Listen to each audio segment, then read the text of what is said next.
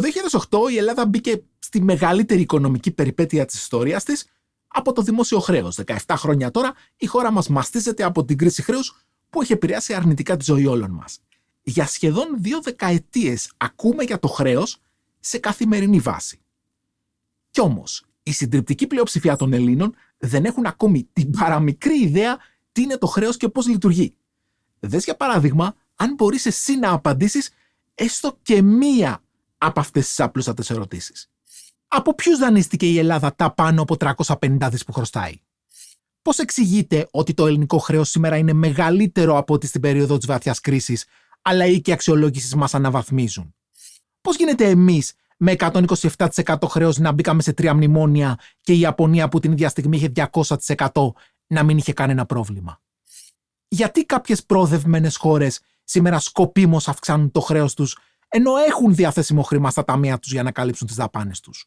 Πώς είναι δυνατόν το συνολικό παγκόσμιο χρέος να υπερβαίνει το παγκόσμιο εισόδημα? Μήπως λοιπόν δεν έχουμε ακόμη κατανοήσει τι ακριβώς είναι το δημόσιο χρέος? Μήπως δεν ξέρουμε καν αν είναι καλό ή κακό? Και μήπως μετά από όσα έχουμε περάσει σαν λαός με την κρίση, οφείλουμε να μάθουμε? Πάμε να δούμε. Αυτό το βίντεο θα απαντήσει με πολύ απλά λόγια όλες τις βασικές ερωτήσεις που μπορεί να έχει κανείς για το δημόσιο χρέος. Προετοιμάσου όμως ψυχολογικά να δεις την οικονομική λειτουργία του δημόσιου δανεισμού από μια εντελώς διαφορετική σκοπιά, όπως το βλέπουν οι οικονομολόγοι, που θα σου αλλάξει ριζικά την αντίληψη για το τι πραγματικά είναι το χρέος και γιατί πολλές φορές οι χώρες και θέλουν και τις συμφέρει να αυξάνουν το χρέος τους. Υπάρχουν 2 κύριοι τρόποι για να δανειστεί κάποιος, οι οποίοι ακούγονται πολύ διαφορετικοί μεταξύ τους, όμως δεν είναι και τόσο. Ο πρώτος τρόπος είναι αυτός που έχουμε όλοι στο μυαλό μας. Να αναζητήσει ο υποψήφιος δανειολήπτης κάποιον που διατίθεται να του δανείσει και να διαπραγματευτεί απευθείας μαζί του το ύψος και τους όρους του δανείου. Τέτοιος δανειστής μπορεί να είναι μια τράπεζα, κάποιος πιστωτικός οργανισμός, οποιοσδήποτε ιδιώτης, ακόμη και κάποιος επιτίδιος τοκογλύφος.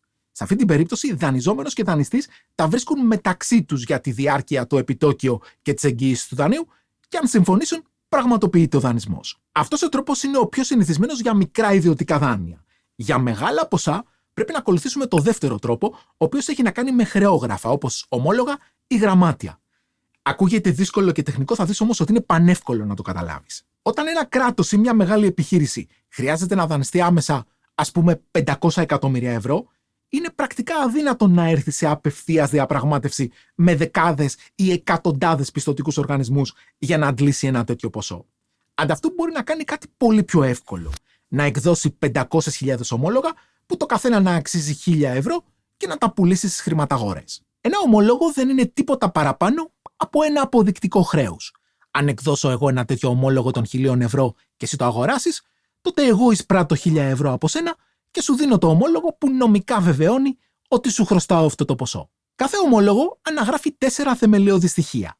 Το ποιος έχει δανειστεί τα χρήματα και άρα είναι και ο υπόχρεος να τα αποπληρώσει, το ποσό του χρέους, τη διάρκεια του δανείου, δηλαδή πότε ο κάτοχος του ομολόγου θα πάρει πίσω τα χρήματά του, και τέλος το λεγόμενο κουπόνι, δηλαδή πόσο ετήσιο τόκο θα πληρώνει ο δανειολήπτης σε αυτόν που κατέχει το ομόλογο. Έτσι, κάθε ομόλογο πρακτικά αποτελεί ένα μικρό κομματάκι ενός μεγαλύτερου δανείου, έτσι ώστε να μπορούν να συμμετέχουν στο δανεισμό πολύ διαφορετικοί δανειστές.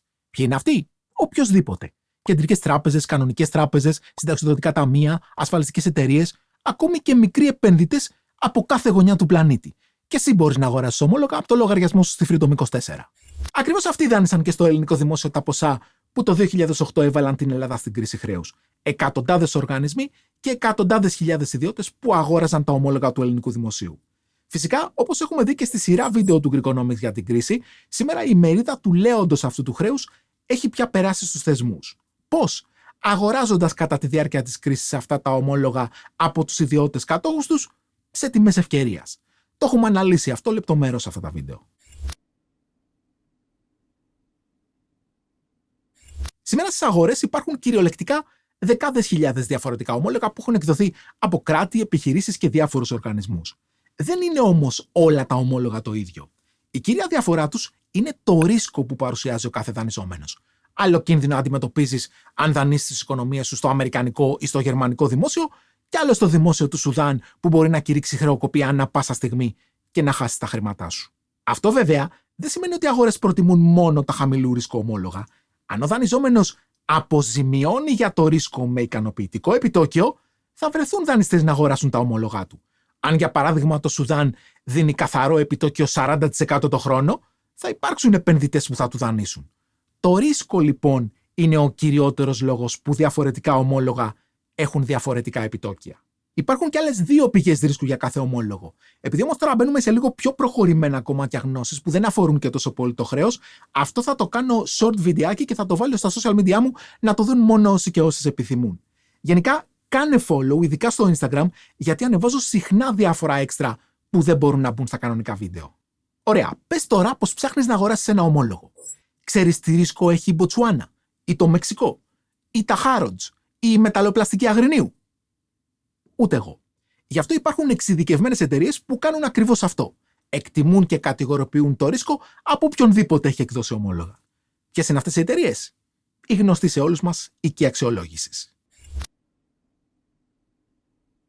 Για να βαθμονομήσει ένας οίκος αξιολόγησης το ρίσκο μιας χώρας ή μιας εταιρείας, χρησιμοποιεί πολύπλοκα οικονομικά μοντέλα, τα οποία τις περισσότερες φορές δεν δημοσιοποιούνται καν γιατί αποτελούν πνευματική ιδιοκτησία του κάθε οίκου. Στόχος των μοντέλων αυτών δεν είναι, όπως πιστεύουν πολλοί, να αξιολογήσουν τη γενική πρόοδο της οικονομίας. Αντιθέτως, αυτό που είναι σχεδιασμένα να εκτιμούν είναι το ρίσκο που παρουσιάζει κάθε δανειολήπτης να μην μπορέσει να εξυπηρετήσει τα ομόλογά του. Οι οίκοι δηλαδή υπολογίζουν απλά και μόνο το αξιόχρεο μιας χώρας ή μιας εταιρείας. Κοίταξε τώρα τι συμβαίνει εδώ και πώς μπορεί κάποιος να σε παραμυθιάσει όταν δεν καταλαβαίνεις οικονομικά. Η ανάπτυξη στην πραγματική οικονομία τις περισσότερες φορές συνεπάγεται και αναβάθμιση των οίκων για τη χώρα. Λογικό. Η οικονομία σου πάει καλύτερα, οπότε μειώνονται οι πιθανότητες να μην μπορείς να ανταπεξέλθεις στο χρέος σου. Το αντίστροφο αυτού όμως δεν ισχύει. Δηλαδή, μια αναβάθμιση από τους οίκους δεν σημαίνει απαραίτητος ότι και η οικονομία πάει καλά. Ναι, αλλά πώς την αναβάθμισαν οι οίκοι τότε? Επειδή έριξε υπέρμετρα πόρους στο χρέος, αντί να δώσει έμφαση στην ανάπτυξη. Μπορείς να το δεις ξεκάθαρα αυτό στην περίπτωση της Ελλάδας, όπου από το 2012 μέχρι το 2015 οι οίκοι μας αναβαθμίζουν, ενώ την ίδια ώρα η πραγματική οικονομία της χώρας καταρρέει. Είναι λοιπόν καλό νέο για μια χώρα να την αναβαθμίζουν οι οίκοι αξιολόγησης? Απολύτως, γιατί σημαίνει ότι θα έχει καλύτερους όρους αν θελήσει να δανειστεί στο μέλλον. Είναι όμως η αναβάθμιση από τους οίκους τεκμήριο για την απόδοση της οικονομίας? Όχι, και δεν χρειάζεται να είναι, γιατί υπάρχουν δεκάδες άλλοι δείκτες που δείχνουν πολύ καλύτερα την πορεία της οικονομίας. Το πραγματικό ΑΕΠ, οι επενδύσεις, το επιχειρηματικό κλίμα και πολλοί άλλοι. Τους δείξαμε στα δύο προηγούμενα βίντεο.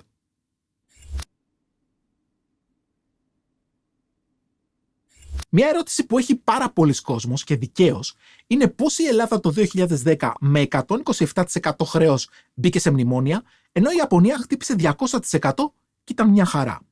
Η απάντηση έχει πάρα πολύ ενδιαφέρον και θα δεις ότι θα αρχίσει να αλλάζει την αντίληψή σου για το τι πραγματικά είναι το χρέος. Ας ξεκινήσουμε με ένα παράδειγμα. Πες ότι το Υπουργείο Δημοσίων Έργων μιας χώρας ετοιμάζεται να κατασκευάσει μια γέφυρα η οποία κοστίζει συνολικά 100 εκατομμύρια. Ο λόγος για τον οποίο γίνεται αυτό το έργο είναι ότι αναμένεται να βελτιώσει την ιδιωτική οικονομική δραστηριότητα στην περιοχή, ας πούμε κατά 25 εκατομμύρια ετησίως, κάτι που με τον τρέχοντα φορολογικό συντελεστή θα φέρνει πίσω στα ταμεία του κράτους 5 εκατομμύρια σε φόρους το χρόνο. Υπάρχουν λοιπόν δύο διαφορετικοί τρόποι να πληρωθεί αυτό το έργο. Ο πρώτος είναι να πληρωθεί από τα ταμεία του δημοσίου. 100 εκατομμύρια δεν είναι πολύ μεγάλο ποσό, οπότε ας υποθέσουμε ότι υπάρχουν στα ταμεία. Μόλις λοιπόν η γέφυρα κατασκευαστεί, το κράτος θα αρχίσει να εισπράττει περισσότερους φόρους από την οικονομική δραστηριότητα που δημιούργησε η γέφυρα και σε περίπου 20 χρόνια θα έχει πάρει πίσω όλο το ποσό που ξόδεψε. Αυτός ο τρόπος είναι μεν απλός, δεσμεύει όμως τους οικονομικούς πόρους της πολιτείας για πολλά χρόνια. Λειτουργεί, αλλά υπάρχει και καλύτερος τρόπος. Φαντάσου πως το κράτος συνάπτει ένα ομολογιακό δάνειο αξίας 100 εκατομμυρίων διάρκειας 30 ετών με επιτόκιο 2,5%. Αν κάνουμε τους υπολογισμούς με τους τόκους και όλα, το κόστος εξυπηρέτησης αυτού του δανείου για το δημόσιο θα είναι 4.780.000 το χρόνο. Αυτό σημαίνει πως το κράτος όχι μόνο κατασκευάζει τη γέφυρα χωρίς να ξοδέψει δεκάρα από τα ρευστά διαθέσιμά του, αλλά θα εισπράττει 5 εκατομμύρια έξτρα φόρους το χρόνο, θα πληρώνει ετήσια δόση 4,78 εκατομμύρια, άρα θα του μένουν και 220.000 κέρδος κάθε χρόνο στα ταμεία. Πρόσεξε λοιπόν τι έγινε εδώ. Η κυβέρνηση του παραδείγματός μας αύξησε το δημόσιο χρέος κατά 100 εκατομμύρια. Δημιούργησε όμως με αυτό το ποσό μια παραγωγική επένδυση, η οποία βελτιώνει την καθαρή θέση του προϋπολογισμού κάθε χρόνο από εδώ και πέρα. Με λίγα λόγια, το έξτρα χρέος που ανέλαβε το δημόσιο, χώρια από την ανάπτυξη που έφερε, κατέστησε τη χώρα πιο αξιόχρεα από πριν. Βλέπουμε λοιπόν πως δεν είναι τόσο το ύψος του χρέους που επηρεάζει το αξιόχρεο μιας χώρας, αλλά το πώς έχει χρησιμοποιηθεί αυτό το χρέος. Στο παράδειγμά μας με τη γέφυρα, ας πούμε, οι αγορές θα παρακαλούσαν να δανείζουν σε αυτή τη χώρα όσο είναι σε θέση να πραγματοποιεί τέτοιες επενδύσεις, ακόμη και αν είχε 150, 200 ή και παραπάνω της 100 χρέος. Δεν οδηγεί μια οικονομία σε κρίση, λοιπόν, το πόσο χρέος έχει.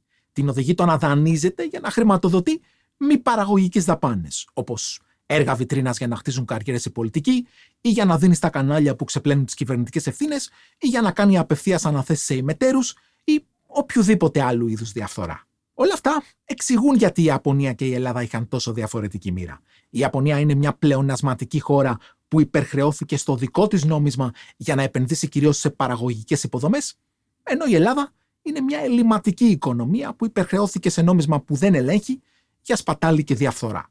Τώρα, πριν πάμε στο πιο ενδιαφέρον κομμάτι του βίντεο, το παράδοξο της μείωσης του χρέους, πρόσφατα διαπίστωσα πως πολλοί από εσάς που άνοιξατε λογαριασμό στη Freedom24, αντί να χρησιμοποιήσετε το σύνδεσμο του Greekonomics, μπήκατε από το χαρτοφυλάκιό μου. Και αυτό έχει ως αποτέλεσμα να μου έρχονται δωρεάν μετοχές ως μπόνους. Σας υπερευχαριστώ, όμως όπως έχω πει, το Greekonomics δεν εισπράττει κανενός είδους προμήθεια από την εγγραφή των θεατών. Έτσι, πούλησα όλες αυτές τις μετοχές και τα περίπου 750 ευρώ που συγκεντρώθηκαν τα έκανα δωρεά στους Reporters United, έναν ελληνικό μη κερδοσκοπικό οργανισμό ανεξάρτητης ερευνητικής δημοσιογραφίας. Στο χαρτοφυλάκιο μου στη Freedom, το οποίο είναι δημόσιο και μπορούν να το δουν όλοι όσοι έχουν λογαριασμό στην πλατφόρμα, έχω μεταφέρει εδώ και μερικούς μήνες ολόκληρο το συνταξιοδοτικό μου κεφάλαιο, περίπου 120.000 ευρώ, τα οποία μάλιστα έχουν τσιμπήσει και 5-6.000 πάνω την τελευταία φορά που κοίταξα. Πολύ σύντομα θα μεταφέρω στην πλατφόρμα και άλλες 50.000 ευρώ από μια παλιά τοποθέτησή μου που λύγει.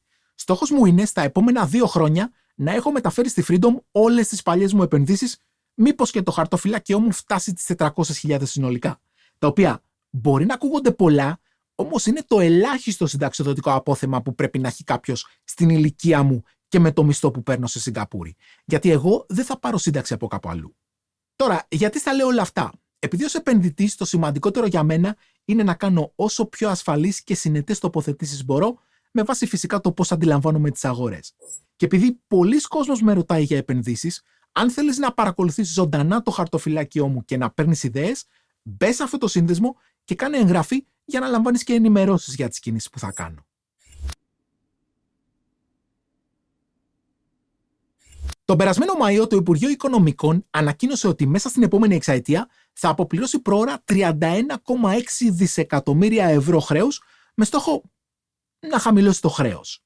Αυτό στα μέσα μαζικής ενημέρωσης παρουσιάστηκε σαν καλό νέο, σαν οικονομική επιτυχία της χώρας και ακόμη και η αντιπολίτευση προσπάθησε να το αντιπαρέλθει ως τέτοιο, δηλαδή ως καλό νέο, αλλά ότι δεν το πέτυχε η κυβέρνηση, το κατάφεραν οι θυσίες του ελληνικού λαού.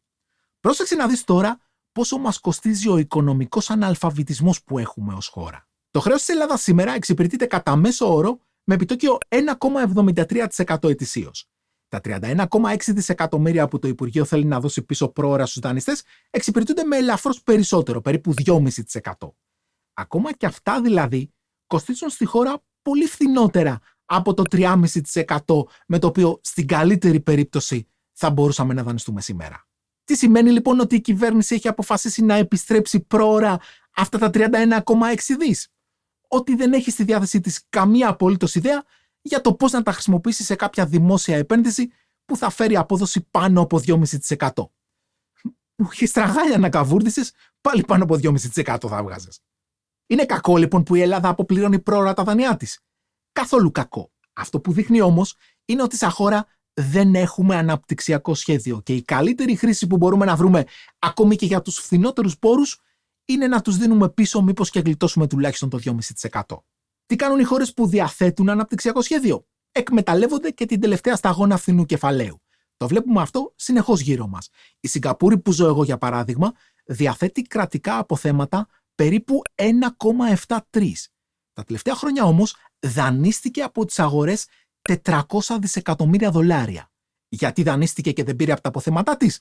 Επειδή τα αποθέματά της είναι επενδυμένα σε projects που αποφέρουν πάνω από 4%, ενώ το χρέος της κόστισε μόνο 2%.